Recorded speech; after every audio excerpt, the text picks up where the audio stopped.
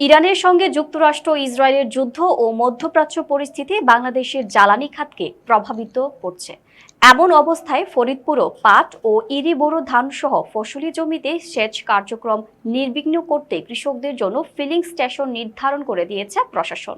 Staff reporter Zakir Hossain জানান, Tofazzal Uddin filling station, মহিলা road বাজার, ফরিদপুর সদর, ফরিদপুর কৃষক দল তেল দেওয়া হচ্ছে ইউনিয়ন ভিত্তিক, রামনগর ইউনিয়ন আর তালমা ইউনিয়ন এবং সিরিয়াল মাফিক তারা তেল দিচ্ছে। তেল যতক্ষণ থাকবে ততক্ষণই দেবে তারা।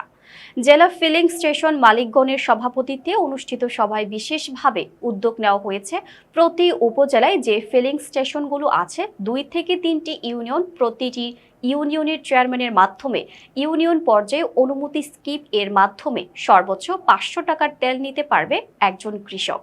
এই সিদ্ধান্তে ফরিদপুর ফিলিং স্টেশন মালিক গ্রুপ